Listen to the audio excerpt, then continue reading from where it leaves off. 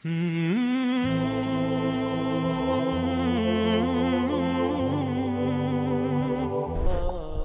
اللہ الرحمن الرحیم، الصلاة والسلام علی رسولہ الکریم وعلی آلہ وصحبہ اجمعین، اما بعد۔ انسان میں ہدایت اور گمراہی دونوں کے لیے پوری طاقت موجود ہے۔ فَأَلْهَمَهَا فُجُورَهَا وَتَقْوَاهَا۔ باہر دو دعوتیں ہیں، ایک شیطان کی ہے، فَبِمَا أَغْوَيْتَنِي لَأُزَيِّنَنَّ لَهُمْ فِي الْأَرْضِ وَلَأُغْوِيَنَّهُمْ أَجْمَعِينَ۔ اس نے بھی یہ نیت کی ہے کہ میں تمام انسانوں کو گمراہ کر دوں۔ اور دوسری دعوت انبیاء کی ہے جو خیر کی طرف ہے۔ الف لام را کتاب انزلناہ الیک لتخرج الناس من الظلمات الی النور، وہ کہتا ہے وَلَأُغْوِيَنَّهُمْ أَجْمَعِينَ، یہاں کہتا ہے لِتُخْرِجَ النَّاسَ مِنَ الظُّلُمَاتِ إِلَى النُّورِ۔ دونوں طرف مکمل تشکیل کے ارادے ہیں۔ اللہ تعالیٰ یہ چاہتا ہے کہ تمام بنی نوع انسان ظلمت سے نکل کر ہدایت پر آ جائے۔ شیطانی یہ چاہتا ہے کہ اجمعین، ایک بھی جنت میں نہ جائے، سارے جہنم میں چلے جائیں۔ یہ دو نظام اللہ کے رسول تک بڑے واضح تھے، اس سے پہلے تک، کہ جب گمراہی پھیلتی تو ایک نبی خالص اس کام کے لیے آ جاتا تھا، اس کو اور کوئی کام نہیں ہوتا تھا۔ اِنَّا أَرْسَلْنَا نُوحًا إِلَىٰ قَوْمٍ، کہ براہ راست ان کو اس کے لیے بھیجا جائے قوم کی طرف۔ وَإِلَىٰ عَادٍ أَخَاهُمْ هُودًا وَإِلَىٰ ثَمُودَ أَخَاهُمْ هُودًا وَإِلَىٰ مَدْيَنَ أَخَاهُمْ هُودًا وَلَقَدْ أَرْسَلْنَا مُوسَىٰ بِآيَاتِنَا۔ تو عیسیٰ علیہ السلام تک بڑی واضح اور کوئی خلط ملط چیز نہیں تھی کہ دعوت کے لیے مستقل داعی آتا تھا، وہ صبح سے شام اس کو اور کوئی کام نہیں ہوتا تھا۔ رب انی دعوت قومی لیلا ونہارا فقد ابلغتکم رسالات ربی اور نصحت لکم اور ابلغتکم وبلغ ما انزل الیک من ربک۔ جب اللہ کے رسول صلی اللہ تعالی علیہ وسلم تشریف لائے تو وہ بھی داعی بن کر آئے، وہاں بھی کوئی اشتباہ نہیں تھا۔ جب آپ چلے گئے تو امت کو دعوت کے لیے منتخب کیا گیا۔ اب آ کر معاملہ سنگین اور سخت امتحان ہو گیا کہ ایک طرف ان کے ساتھ وہ سلسلہ نہیں ہے جو انبیاء کے ساتھ تھا، وہ وحی نہیں، وہ عصمت نہیں، وہ غیبی نظام ایسا نہیں ہے۔ یقیناً نبی اور غیر نبی کا فرق تو ہوتا ہے۔ دوسرا، ان کے ساتھ ان کے معاشی مسائل، ان کے سماجی مسائل، ان کے عائلی مسائل، پھر سیاست بیچ میں آ گئی کہ اللہ نے حکومت دے دی، اقتدار دے دیا، حکومت کے اپنے تقاضے پیدا ہو گئے۔ قرن اول کے بعد عربوں سے علم منتقل ہو کر عجم میں چلا گیا کہ عرب جہاں بانی میں لگ گئے، ملک گیری میں لگ گئے، سیاست میں لگ گئے، علم سارے کا سارا موالی کے پاس چلا گیا۔ یہ جو آخری مفتی تھے، رئیس المفتین سعودی عرب کے شیخ بن باز رحمۃ اللہ علیہ، یہ عرب نہیں تھے، یہ موالی میں سے تھے، موالی میں سے تھے، وہ جو اس وقت کے خاندان آباد تھے، یہ ان میں سے تھے۔ تو عبد الملک ابن مروان نے ایک دفعہ شعبی سے پوچھا کہ حجاز کا کون ہے مفتی؟ ان کا عطاء بن ابی رباح۔ کہا وہ عجمی ہے کہ عرب ہے؟ کہا عجمی ہے۔ موالی ہے کہ عرب ہے؟ کہا موالی ہے۔ کہا یمن کا کون ہے؟ کہا طاؤس یمانی۔ کہا وہ موالی میں سے ہے کہ عرب میں سے؟ کہا موالی میں سے۔ کہا شام کا کون ہے؟ کہا مکحول ہے۔ کہا تو اس کا مصر کا کون ہے؟ کہا حبیب بن کچھ ہے۔ اور خراسان کا ضحاک بن قیس ہے۔ کہا عراق کا۔ تو شابی کہنے لگے میرے جی میں کہوں حماد، لیکن میں اس کے تیور دیکھ کے یہ سمجھ رہا تھا کہ اگر میں نے کسی غیر عرب کا نام لیا تو یہ مجھے قتل کر دے گا۔ تو میں نے کہا عراق کا ہے ابراہیم نخعی، تو تھا تو 19-20 کا فرق۔ ابراہیم نخعی بھی بہت بڑا نام ہے، لیکن شعبی کہتے ہیں میری ترجیحات تھیں حماد کے لیے، لیکن مجھے ڈر لگا کہ یہ مجھے مار دے گا، تو جب میں نے کہا ابراہیم نخعی تو اس نے کہا تو نے میرے اوپر سے ایک بوجھ ہٹا دیا، اب اگر تو کسی موالی کا نام لیتا تو میں مر جاتا۔ سبب کیا تھا کہ حکومت عرب کو ملی نا، تو وہ جیسے آج پیسہ عرب کو ملا تو وہ حفظ کرنا چھوڑ گئے، علم کی گہرائی ختم ہوتی چلی جائے۔ حکومت سعودیہ نے حفظ کرنے پر انعام رکھا ہوا ہے، لیکن میں وہ حرمین میں ہے نا حفظ کے مکاتب، مدینہ میں بھی مکہ میں بھی، میں وہاں پھرتا ہوں دیکھتا ہوں تو کوئی عرب بچہ حفظ کرتا نظر نہیں آتا، حتیٰ کہ امارات والوں نے بڑا انعام رکھا ہے حفظ قرآن کا، لیکن کوئی عرب بچہ حفظ نہیں کرتا۔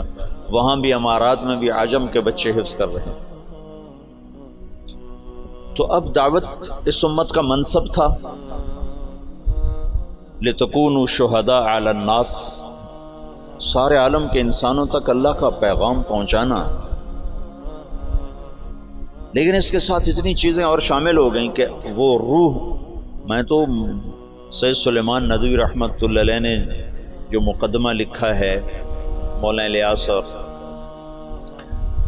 کے بارے میں جو کتاب لکھی ہے مولانا علی میاں رحمۃ اللہ علیہ نے، تو مولانا الیاس اور ان کی دینی دعوت، تو اس کے شروع میں سید سلیمان ندوی بہت بڑی شخصیت ہیں، انہوں نے مقدمہ لکھا ہے کہ اس امت کا اصل کام تھا دعوت الی اللہ، پر افسوس کہ 100 سال بھی نہ گزرے کہ امت اپنا کام بھول گئی، انہوں نے تو پہلی صدی میں ہی اس کو ختم کر دیا۔ اور کچھ ایسی بے وزن بات نہیں ہو تو خیر، بے وزن میں کا تبصرہ کرنے والا ہوتا کون ہوں، تو بہت بڑی شخصیت ہیں، ان کی بات بڑی تحقیق کے ساتھ اور بڑی محققانہ ہے، اللہ نے ان کو بہت کچھ نوازا تھا۔ تو وہ اسباب ایسے بنے کہ حکومت بھی آ گئی، سیاست بھی آ گئی، آپس کی لڑائیاں بھی شروع ہو گئیں اور دشمن بھی سر پہ چڑھ آئے ہیں، تو جو روح دعوت تھی لِتَكُونُوا شُهَدَاءَ عَلَى النَّاسِ، کتنی واضح بات تھی کہ تمہارا کام لوگوں تک پیغام حق کی گواہی پہنچانا ہے، پیغام حق لوگوں تک پہنچانا تمہارے ذمے ہے۔ اور کنتم خیر امت اخرجت للناس، یہاں بھی للطالبین نہیں تھا، للطلبہ، نہ للطالبین نہ للطلبہ نہ للمریدین، کہ شیخ صرف مرید کا فکر کر رہا ہے، ایک شیخ اپنے مسالکین کا، اپنے مریدین کے فکر میں، ایک مہتمم اپنے طلبہ کے فکر میں ہے، للناس ایک بادشاہ اپنی مملکت کے فکر میں ہے، اخرجت للناس۔ تو ایسا بھولا، یہ سارے اسباب میں نے 2-3 دن سے آپ کو امت کا سیاسی پس منظر بتائے کہ وہ کیا اسباب تھے جس سے روح دعوت ماند پڑ گیا۔ اگر یہ دین کی حفاظت کا اللہ نے وعدہ نہ کیا ہوتا تو صحابہ کے بعد اس میں تحریف ہو جاتی، جیسے پہلوں نے کر دی تھی، ہم بھی کر گئے تھے۔ یہ تو اللہ نے کہا اِنَّا نَحْنُ نَزَّلْنَا الذِّكْرَ وَإِنَّا لَهُ لَحَافِظُونَ، میں اس کا حافظ ہوں۔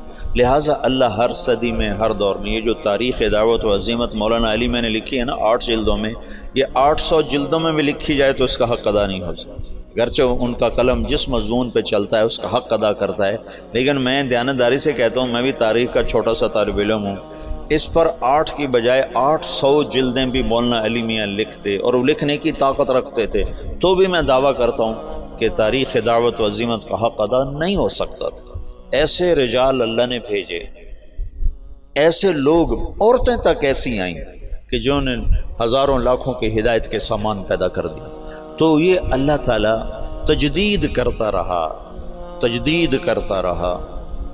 کہ اسلام کو اللہ نے باقی رکھنا ہے جب تک سورج مغرب سے نہیں نکلتا، ہمیں کوئی مٹا نہیں سکتا، چونکہ اللہ نے اسلام کو باقی رکھنا ہے، اور اسلام کے باقی رہنے کے لیے مسلمان کا باقی رہنا ضروری ہے۔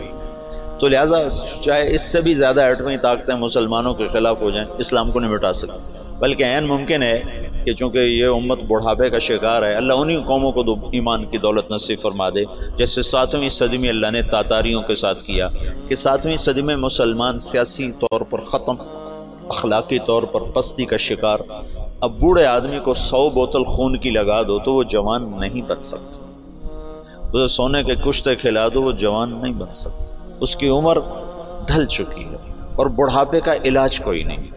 اور ابن خلدون نے اپنے مقدمہ ابن خلدون میں لکھا ہے کہ جیسے فرد کی جوانی اور بڑھاپا ہوتا ہے، ایسے قوم پر بھی جوانی اور بڑھاپا ہوتا ہے۔ جیسے فرد کے بڑھاپے کو واپس نہیں لایا جا سکتا، ایسے ہی قوم کے بڑھاپے کو واپس نہیں لایا جا سکتا۔ یہ بات تو ابن خلدون کی۔ اگلی بات میں کر رہا ہوں کہ قوم بڑھاپے کا شکار تھی اور نظام ٹوٹ چکا تھا، تو جتنے قائدین مصلحین کھڑے ہوئے وہ شان و شوکت مسلم کو واپس لانے کی دعوت لے کر کھڑے ہوئے۔ بوڑھے کو جوان کرنے کے چکر میں لگ گئے، بوڑھا تو جوان نہیں ہو سکتا۔ وہ ایک بنیا جا رہا تھا تو سامنے سے اس کو کوئی مل گیا لوٹنے والا، انہوں نے کہا چلو شاید بنیا ویسے ہی ڈر جائے گا، تو اس کے ہاتھ میں کچھ نہیں تھا، اس نے ایک تنکا اٹھا لیا، نکال جو تیرے ہاتھ میں، اس نے جیب سے ایک پیسہ نکال کے دے دیا، یہ لو۔ کہا میں تجھ سے سارے مانگ رہا ہوں، تو ایک پیسہ دے۔ کہنے لگا پہلے اپنا ہتھیار تو پہلے اپنے ہتھیار تو دیکھ لے۔ تو پچھلے 200 سال میں جتنی تحریکیں اٹھی ہیں وہ مسلمان میں جوانی لانے کے لیے نہیں اٹھی، بلکہ بوڑھوں پر جوانی والا نظام لانے کی محنت تھی کہ نظام واپس آئے، وہ شان و شوکت واپس آئے، وہ سیاسی طاقت واپس آئے، وہ حکومت واپس آئے۔ وہ نہیں ہو سکتا تھا، ناممکن تھا۔ شاہ عالم ثانی غلام قادر روہیلا کو جب وہ بچہ تھا تو اس کو عورتوں لڑکیوں کے لباس پہنا کے اپنے دربار میں نچواتا تھا۔ یہ لوگ نظام بدل سکتے تھے؟ جب غلام قادر روہیلا طاقت میں ہے تو اس نے شاہ عالم ثانی کی آنکھیں نکلوا دی۔ شاہ عالم ثانی مغلیہ خاندان کا بہادر شاہ سے پہلے آخری بادشاہ تھا جس پر انگریز نے دلی پر باقاعدہ قبضہ کر لیا، اور شاہ عالم ثانی صرف لال قلعے کا بادشاہ رہ گیا تھا، اور اس کے بعد بہادر شاہ ظفر، اور پھر بات ہی ختم ہو گئی۔ بڑھاپے کا علاج جوانی ہے، اور جوانی قوموں کی جوانی کیسے ہوتی ہے؟ قوموں کی جوانی کا ایک راستہ ہے، ایک فرد کی جوانی کا تو راستہ کوئی نہیں، لیکن قوموں کی جوانی کا ایک راستہ ہے کہ غیر قوموں کو اپنا ہم نوا بنایا جائے، غیر قوموں کو اسلام میں لایا جائے۔ پچھلی ساری صدیوں میں ایسا ہوتا رہا کہ منفرد دعات کی وجہ سے دعوت کبھی نہیں ختم ہوئی۔ ہاں، جو مولانا الیاس صاحب نے دعوت کو زندہ کیا وہ قرن اول کی طرز پر زندہ کیا کہ ہر مسلمان یہ سمجھے کہ میں دین کا داعی ہوں، میرے ذمہ پوری دنیا میں اللہ کے دین کو پہنچانا ہے، چاہے میری جیب میں ایک پیسہ کوئی نہیں۔ یہ سوچ تو اجتماعی طور پہ ختم ہو گئی تھی۔ حضرت تھانوی رحمۃ اللہ علیہ جیسے فرمانے لگے یہ کیا گمراہی کی بات شروع کر دی مولی الیاس، دین کی دعوت تو علماء کا کام ہے، عوام کیا کریں گے؟ میں نے ایک دفعہ یہ دورے والوں کو کہا، میں نے کہا تأمرون بالمعروف وتنہون عن المنکر کا ترجمہ کرو۔ تو انہوں نے کہا تم بھلائیوں کی دعوت دیتے ہو، برائیوں کو مٹاتے ہو۔ کتنوں سے پوچھا، سب نے یہی ترجمہ کیا۔ میں نے کہا یہ المعروف جو لفظ ہے اس کا بھی کوئی مطلب ہے؟ یہ اس میں مفعول ہے، اور عرفہ سے یہ اس میں مفعول ہے، تو اس میں مفعول کا ترجمہ کرو۔ وہ کریں بھلائیوں کو پھیلاتے ہو، برائیوں کو مٹاتے ہو۔ تو میں نے کہا اس میں مفعول کا ترجمہ ہے جانی پہچانی چیز، جانی پہچانی چیز۔ بھلائی اور نیکی تو اس کا مرادی ترجمہ ہے۔ میں نے کہا اصل ترجمہ کرو۔ وہ کوئی ایک نہیں بولا، جو صرف شروحات اور کتابیں پڑھتے ہیں وہ ایسے پابند ہو جاتے، دائیں بائیں سوچنے کی صلاحیت ختم ہو جاتی۔ اور منکر، ان کا منکر کہتے ہیں انجانی چیز کو، انجانی چیز کو۔ تم تأمرون بالمعروف، تم جانی پہچانی چیزوں کی دعوت دیتے ہو، وتنہون عن المنکر، اور انجان چیزوں سے تم منع کرتے ہو۔ اس کے ساتھ ایک آیت جوڑو، فَأَلْهَمَهَا فُجُورَهَا وَتَقْوَاهَا، کہ میں نے تیرے اندر نیکی اور بدی کا الہام کر دیا ہے۔ الہام سچ سچ ہے، اس کے لیے کسی شریعت سے دلیل کی ضرورت نہیں۔ ظلم ظلم ہے، اس کے لیے کسی شریعت سے دلیل کی ضرورت کوئی۔ جھوٹ بہت بری چیز ہے، اس کا الہام ہے انسان کے اندر، کسی قرآن و سنت سے دلیل کی ضرورت کوئی نہیں۔ ماں باپ کی نافرمانی یہ انسانی فطرت اس کا انکار کرتی ہے۔ زنا کا انسانی اوتزن الحرۃ، کیا بات